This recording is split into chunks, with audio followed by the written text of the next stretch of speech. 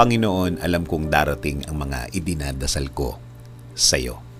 Panginoon, salamat sa lahat ng mga blessings mo na ibinibigay sa amin. Salamat sa patuloy mong pagbibigay ng pag-aalaga sa amin. Ang araw-araw na kasama ka ay ang araw-araw na alam namin na we will be provided, Lord. Alam po namin ang sitwasyon ngayon ay problemado pero hindi kami sa sitwasyon namin nakatutok, kundi sa inyo na, Panginoon namin, na kayang magbigay ng mga pangangailangan namin, Lord.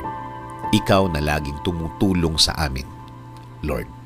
Alam namin na hindi na magtatagal ang aming sitwasyon at makikita at marireceive na namin ang mga bagay na ipinagdadasal namin na magbabago ng aming mga kinakaharap ngayon.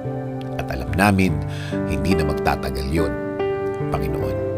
Hindi rin kami padadaya sa aming nakikita, sa mga sinasabi ng iba na hindi na magagawa ng paraan at wala ng solusyon ang aming mga problema. Na ito daw ay mas lalala pa, na ito daw ay mas gagrabe pa, na kahit na daw ano ang gawin namin, ay wala ng pag-asa pang mabago ang mga nasa harapan ko. Panginoon, kung salita lang nila ang aming pakikinggan, kung mga sinasabi nila ang aming iisipin, Lord, para ko lang pinahina ang faith ko sa inyo. Lord, pangako po, sa inyo lang po kami maniniwala at magtitiwala. Kayo po ang magiging laman ng aming mga puso at isipan. Sa salita nyo lang kami maniniwala at hindi ang sa kanila. Kaya ngayon, Panginoon, ngayon pa lang, salamat na po sa inyong mga naibigay sa amin. Salamat po sa mga provision mo sa amin.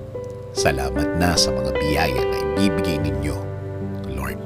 Kasama din po ng pasasalamat ng mga ibibigay ninyo sa akin at sa amin, Panginoon. Alam po namin na ang mga bagay na ibibigay niyo sa amin ay hindi na magtatagal. Hindi na magtatagal ang aming pag-aantay.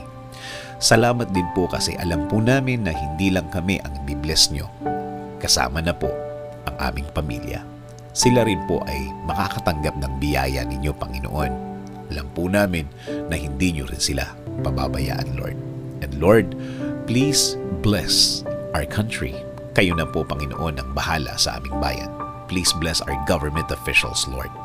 Lead them and guide them always. Provide them with more wisdom. Give them the strength that they need, Lord. Lord, maraming salamat sa lahat.